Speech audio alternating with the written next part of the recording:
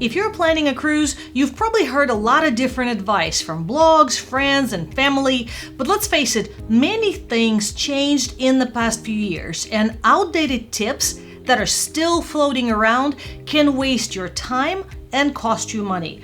So let's break down the tips you need to leave behind. It used to be that every cruise line catered to a specific type of an audience. So you would hear things like, if you're young and you want to have fun, go on Carnival. If you're older, go on Princess. If you have kids, go on Disney. But all that has changed.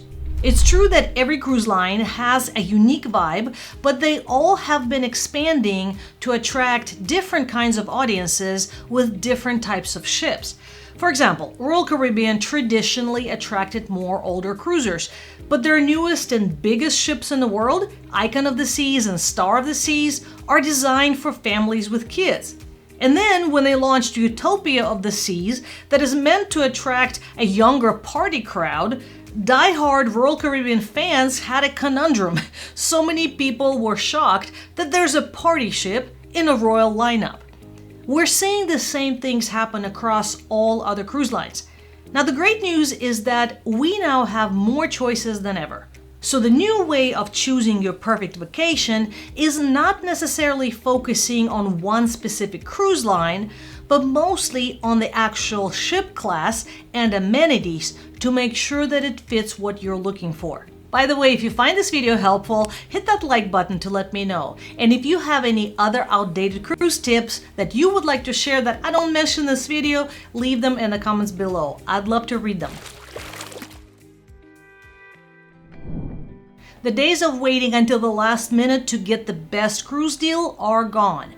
Now, they used to work when airlines still had free meals that they served, but not anymore. Nowadays, if you want to get the best cruise deal, you want to book at least a year in advance. Demand for cruising is continuing to rise, and many cruise lines have already announced that they're booking out late into next year. And booking ahead not only saves you money, but gives you the best choice of cabins, dining times, and other reservations. What we see is that prices usually climb as the sail date approaches, so last-minute deals often leave you stuck with what's left, and that's limited cabin selections or dining at 9:45 in the evening. And if you are holding out for the last-minute deals that are still being advertised, remember that they're not really last-minute in a normal sense. Those deals are found after the final payment date on most ships, which will be somewhere between 60 and 120 days before sailing, and it will depend on the cruise line and the sailing lengths. So if you get the sudden urge to cruise next week, you'll have very few, very expensive choices left.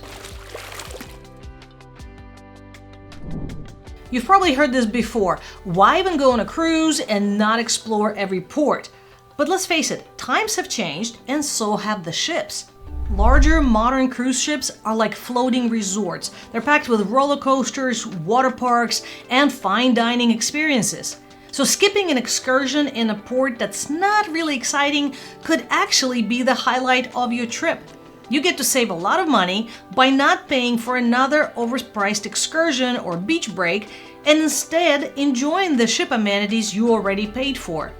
Plus, not all ports are the charming paradises that they're cracked up to be.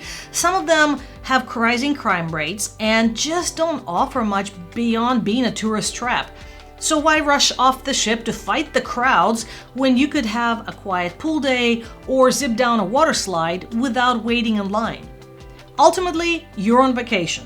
If staying on board for a day gives you the relaxation you need, embrace it guilt-free.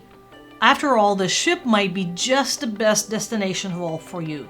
By the way, let me know your thoughts on this. Do you always get off the ship in every port, or do you prefer to stay on the ship in some ports to enjoy the included amenities? If you do a Google or a YouTube search about packing for a cruise, you would think that you need a PhD in packing science before you're allowed to cruise. Packing should be straightforward, but most cruise packing lists floating around online are really outdated.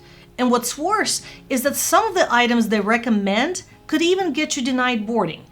And I'm actually working on a separate video covering a full list of outdated packing tips and things you should not bring on the cruise.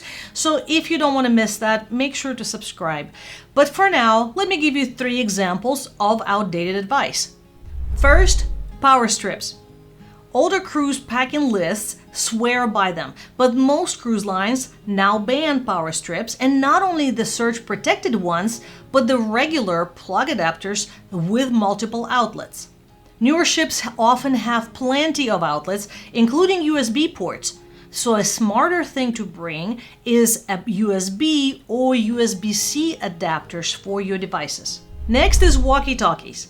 They might sound like a fun way to keep in touch, but many ships prohibit them due to interference with ship communication, and they're really annoying to other passengers. Instead, you can often use the cruise line's app or onboard Wi-Fi messaging features, which are more reliable.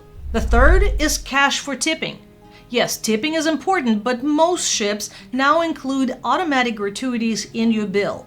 And if you want to leave extra tips, you can add them directly to receipts so you don't have to carry envelopes of cash everywhere. Stay tuned for the full video of things not to pack for a cruise going forward, and let me know if there are any unusual things you think I should add to it.